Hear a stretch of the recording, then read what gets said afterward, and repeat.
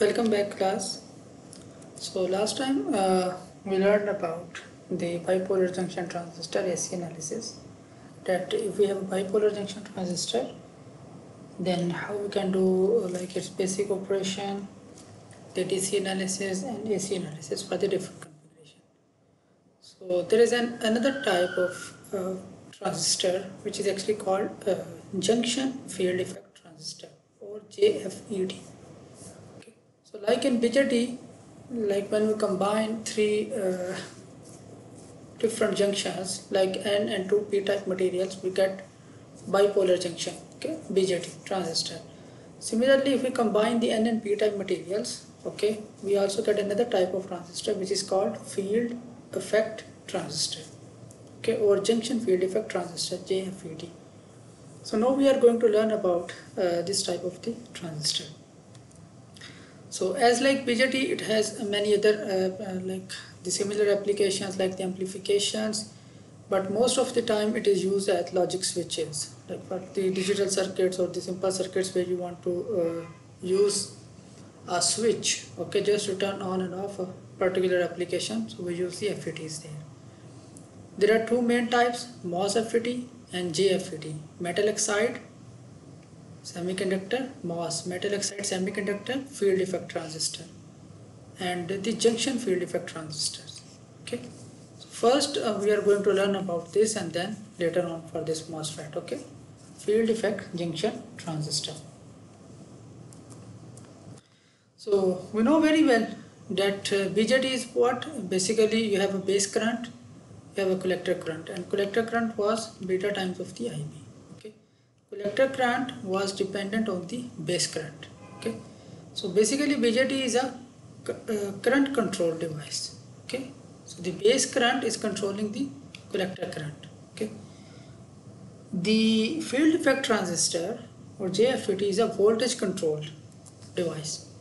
So here in the field effect transistor, this terminal is called drain. Okay, the collector in BJT, here we call it drain. Here this terminal is called as source. Okay, or as this is drain. This terminal is called as gate. Okay, so now the voltage drop between the gate and source, which is called VGS. Voltage drop between the gate and source, VGS. Okay, it controls the current which is flowing through the drain. Okay, so the drain current basically is proportional to the VGS value. Okay, so depending on this VGS value, like in BJT, depending on IB, or here we have the base emitter voltage drop. Okay, so depending on this base current, we get the collector current. Similarly, in field effect transistor, depending on the gate source voltage, okay, we get the drain current. Okay, so that is the relationship. That's why it is called as a voltage controlled amplifier. Okay. So if we just compare the field effect transistor, okay, so basically in field effect transistor, like I said earlier, we have a drain, we have a gate, and we have a source. So basically inside we have an N-type material, okay, and here we have the two p-type materials. This is a p-type material and this is a p-type material. Okay, and if you look at the simple notation, we draw like this. So BJT we draw like this, right? Base, collector and emitter. So junction field effect transistor we are drawing like this. Okay, so straight line and bar, this is gate, this is drain, and this is source. Okay, so how it will actually operates? So for example, now we know that this is gate and this this is the p-type material, and then this is also a p-type material. Okay, so usually what is actually happening here, for example, let's assume that initially that the gate source voltage, okay, this is 0 volt. Okay, 0 volt means that gate and source, this terminal and this terminal are connected together. Okay, there is no voltage drop between them. Okay, they are this terminal and the source terminal, they are connected together, okay, or in other words they are grounded, okay, this terminal, because gate is connected with the both p-type material, okay, gate is connected with the both, like you can see here, it's connected with the both p-type material. This is also grounded. Now if you supply a VDS voltage drop here, like you connect this to a battery terminal, okay, VDS, okay, so n-type material, here we have the electrons, right, here we have the electrons. Now these electrons, okay, so this is the supply, positive supply, so these electrons will start drifting towards the positive electron current, okay, or in other words, like the conventional current if you talk about, so this conventional current from positive to negative will start flowing, which is called ID current.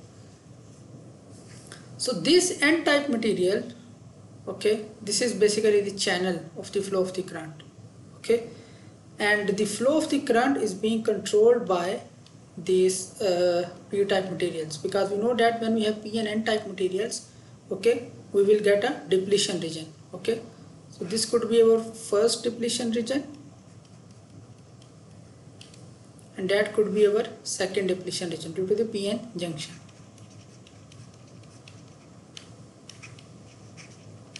Okay, and the supply voltage here, okay, supply voltage at the gate and source, it controls the width of this depletion region, okay, it controls the width of this depletion region. Usually VGS value, we usually put it negative value so that it can operate in reverse bias operation, okay, this value is usually negative, okay, so that this p-n junction is operating in reverse bias operation, and the enough channel is there, okay, for the flow of the current, okay, and when for example you are supplying 0 volt here and you increase the VDS value, so this width could be increasing, okay, so in that case basically there would be a scene, there would be a point where the width in the depletion region has been increased a lot from both sides,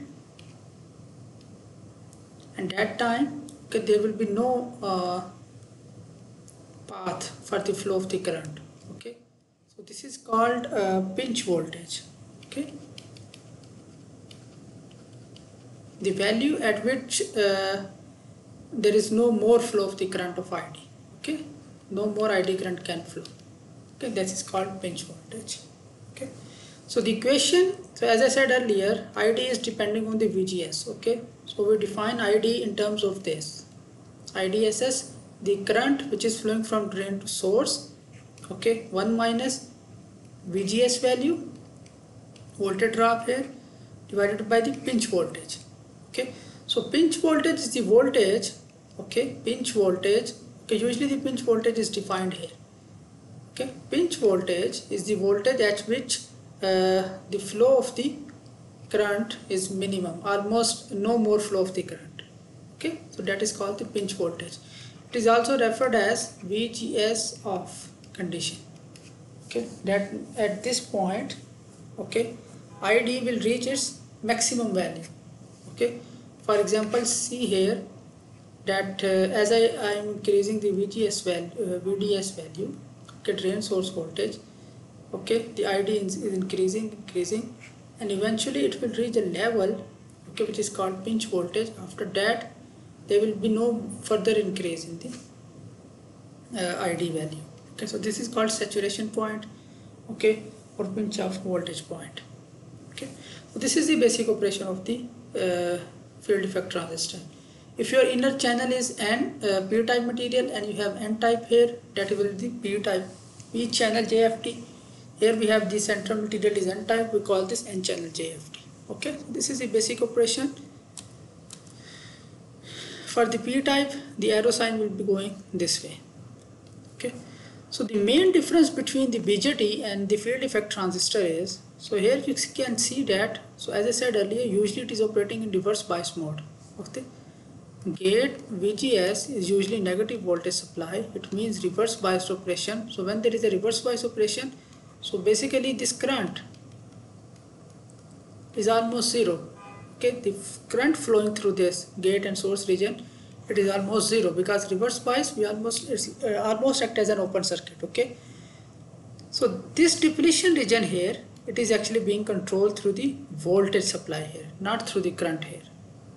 Okay, this depletion region is controlled by the VGS voltage level, okay, not the current, because the gate current is almost 0 here. Okay, so that's why the VGS and ID has a relationship here, and that's why it is called voltage controlled device. You can easily also relate the field effect transistor operation with this analogy, like you have a tap. So this is your source and this is your gate. Okay, so this gate source voltage, okay, this is actually controlling that how much water will be flowing towards the drain, okay, or sink. Okay, so this gate is actually, so like if we draw like this, so this gate is actually controlling that how much current will be flowing through the drain to source. This is the characteristics curve, like I said earlier. So this is the pinch voltage or the saturation voltage point. Okay. So depending on the VGS value, this curve will be changing. So if we are getting like the more in reverse bias, like minus value, okay, this curve will be look like this one. Okay, like the minus values.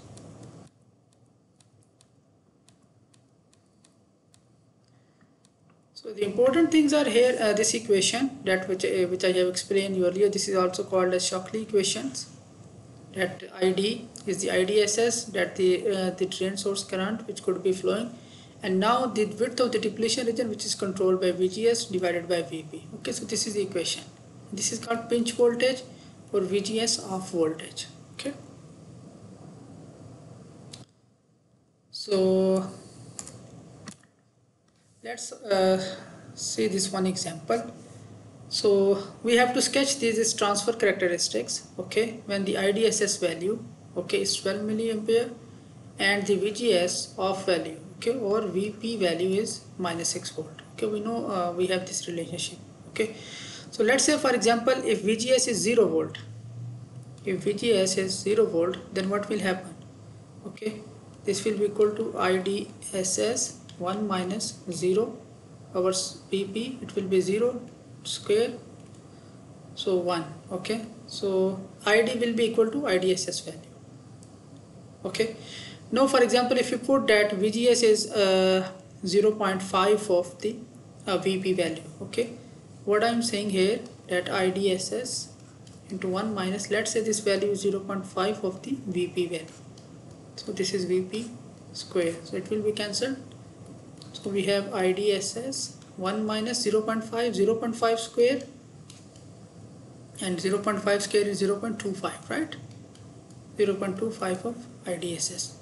So if the VGS value is 0.5 of the VP, okay, we will get IDSS over 4 value. Okay, for example, if initial value is 12 milliampere, so if the VGS value, okay, is 0.5 of VPP, so 0.5 of VPP means minus 3 volt here. Okay, in this case, then the ID value will be 1/4 of that. And if VGS is same as VP, so 1 minus 1 0, ID will be 0. Okay, so based on this, basically we can draw this curve. Okay, that when VGS is equal to VP, here when VGS is equal to VP, so cancelled out 1 minus 1 0, ID will be 0. Okay, and when VGS is 0, okay, at that time ID will be equal to IDSS. Okay, so in between them it will go like this exponential case. Okay, and when this is half, at that time we will have the 1/4 of value. Okay, so we'll get this point. So if you put up the exact numbers, so we can actually draw this curved line here. Okay, for this example. Similarly, this is another example which we will solve during the live session. Now for the DC analysis, okay, so the procedure for the DC analysis is same like we did for the BJT. That if we get the capacitors, okay, we will make them open circuit. Okay, so like BJT, there are 3 different kind of biasing here. We call fixed bias, self bias, and voltage divider bias. Okay, so like in BJT, if we look at the biasing at the base, here we are getting the biasing at the gate. Okay, so we have three configuration: fixed biased, self bias, and voltage divider bias. So we will solve each one. So this is the fixed bias configuration. Fixed bias means at the gate you are supplying a voltage supply VGG, okay, which is negative terminal here, is positive terminal here. We have capacitors here. When we are performing the DC analysis, so this capacitor will be open circuit. Okay, so if they are open circuit, my circuit will look like this one. So if you write the equations here, okay, the first equation, like the KVL, if you apply in this loop, okay, so we can actually simply write this as like minus VGG, okay, and because usually, okay, because we know that IG value is almost 0, so there will be no voltage drop here, okay, almost 0 voltage drop here, so plus this voltage drop, gate source voltage drop, it will be 0. Okay, so it means the gate source voltage is what? Minus of VGG, whatever you are applying here. And if you want to calculate the ID value, then ID value can be calculated at IDSS 1 minus VGS divided by the VP square. So IDSS value and VP values are usually given, okay, and VGS value you can find from here and you can calculate the ID value. Okay, and once you know the ID value, you can easily calculate, for example, what is the voltage drop here. So if you apply the KVL here, so VDD, it will be equal to ID into RT plus this voltage drop VDS. So if you want to calculate this, very simple, VDD minus ID into RT. Okay, so that will be the voltage drop here. Okay, so this procedure is calculation are similar. Okay, very important thing is here, when we are actually writing the loop here, the IG value, okay, because this is working in reverse bias operation, so this value is almost very small. Okay, so we consider this approximately is equal to 0 volt. Okay, so that is the assumption, very important assumption here. This is one example, so please try this, okay, at your home. Okay, so usually, as I said earlier, that IG value is very small or approximately is equal to 0 volt. So it means the other way, open circuit. Open circuit means very high impedance. So usually this value, RG value, we model this using very high impedance. Okay, very high impedance. Okay, 1 mega ohm is considered as very high impedance, just reflecting an open circuit. But of course, it could not be like the perfect open circuit. So there will be very small current, and we usually consider this for the simplification is equal to 0 volt or the very high input impedance. So we will solve this example and the other examples in the live session. Thank you very much for your time.